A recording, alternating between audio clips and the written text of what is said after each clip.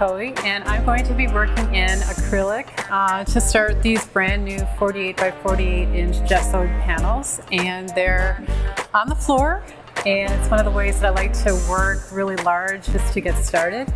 And I've shown a lot of cold wax medium techniques, but I haven't really shown much with acrylic. So I have a new class going on right now, and it is focusing on a color and design in cold wax and oils. I do all of my demos in cold wax medium with oil paint, but for those who are taking the course who work in acrylic, I thought I would just sort of show some of the other things that I do sometimes with acrylic before I move into the cold wax medium. So these are large scale, so you'll be able to follow along as I work through these panels, and I'm pretty sure that they're going to end up being cold wax and oil because I like to combine the two processes together.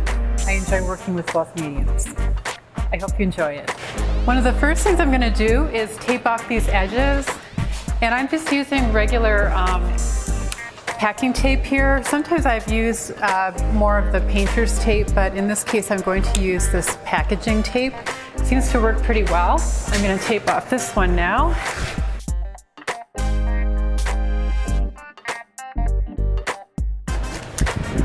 And also this painting over here is done with cold wax medium and some oil paint, and it's very drippy, so I can work in the same way with acrylic paint to have it be sort of, equally drippy.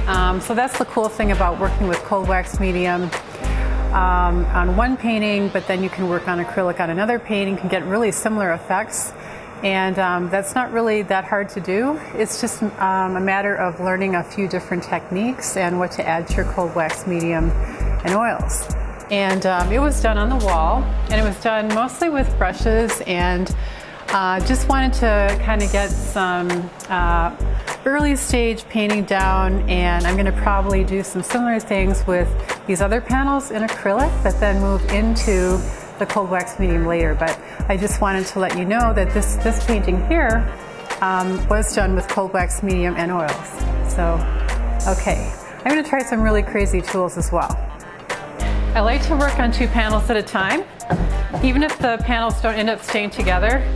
It's just fun because it's a bigger surface to work on. Thought I'd start out with some mark making, just simple stuff. I've got some graphite powder here, and I've got this feather duster that I've been wanting to try. Just haven't had a chance to do it yet, so this is messy stuff, but it's really fun.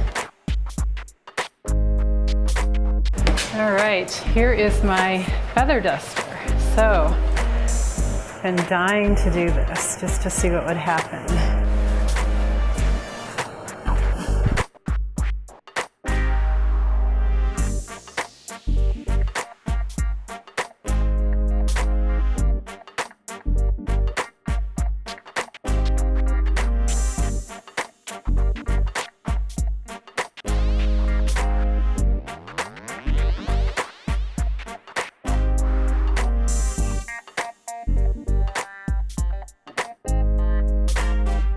Part of it is just sort of like getting the feel for like the amount of area that I'm going to be covering here on this painting, and it's a lot of area, so I think it's just becoming familiarized with that.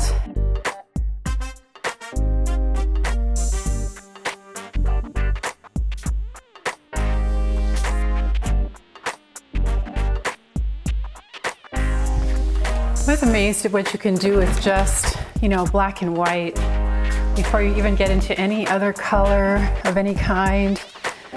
And I've got erasers here. I've got, all of my mark making tools here that I usually start with no matter what kind of painting I'm doing. Whoops. So I've got, these square art graph, and I've got thick pencils, thin pencils. So I'm just going to continue to make some marks on here. Here's just a little bit of water in this container for these mark making tools that are water soluble.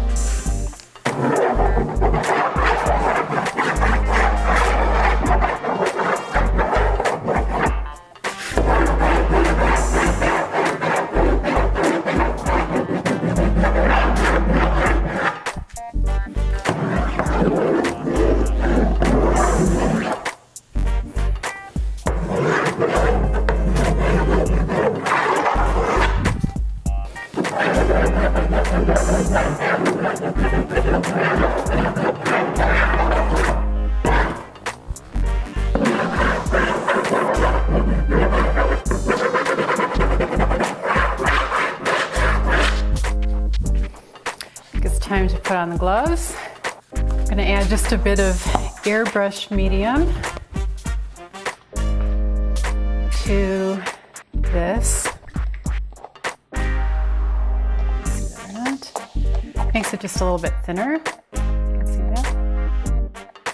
It's better to add that than water because water is going to make that polymer weaker.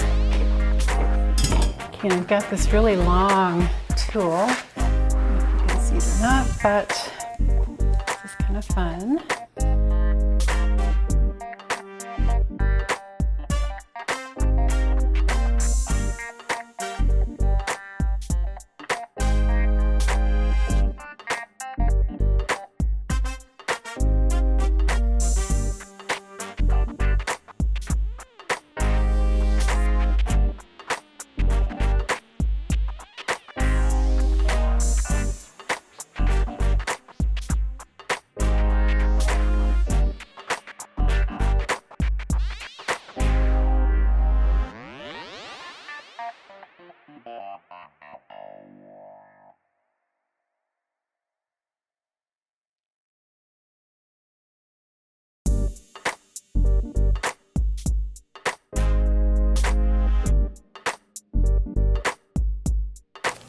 I'm treating both panels as one, as if they're just one connected thing. And if there's a shape that I like, I'll restate it. Like I kind of like this really big shape here, but I want to vary the line. I don't want it to be all the same thickness. So some places I want it thicker than others, and I just have to restate it like that.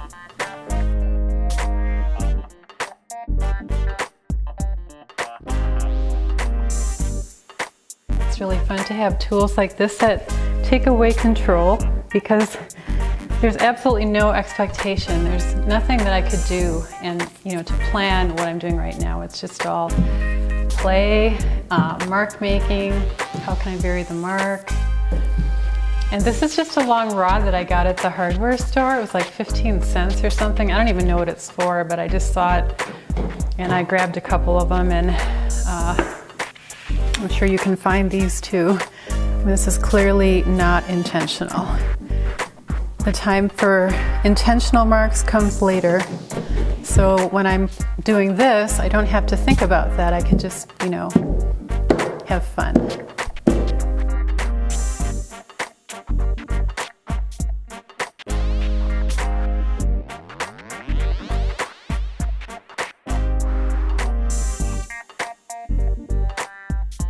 So right now this is just black acrylic paint. It's ivory black and some airbrush medium in it to make it thinner. And then I will switch to another color. Probably just add it to the same container.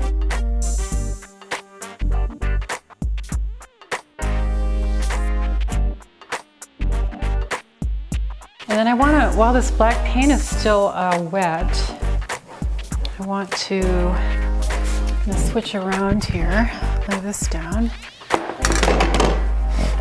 And I like to use these brown papers, and I do use these a lot. So these are just kind of transfer papers. I think carpenters use these, and so I'm just going to squirt some colors down. In some places I'm going to put it where the black was, and other places I'm not, but just kind of be generous with the paint. These are Nova Color paints. I love them because they're liquid. They're kind of a really great consistency. And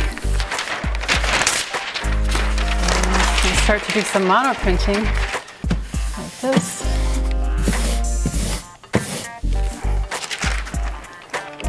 Let's get some activated surface here, not knowing what to expect and not worrying too much about it at all. So it's picking up some black, and then, because the black is still wet, and then transferring it.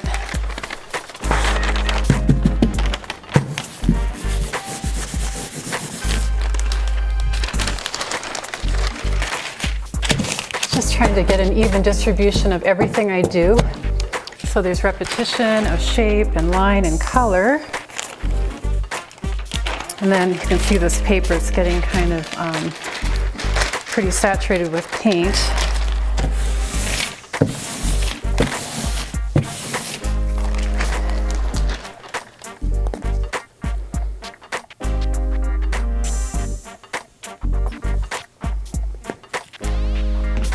So I didn't have a roller, and I just wrapped sort of this fabric onto the end of it. You can kind of see there. So instead of having the normal nap on there, I'm going to use this. See what happens.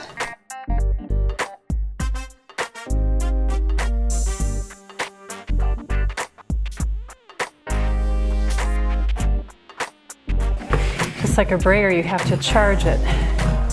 But I'm getting a really interesting texture here.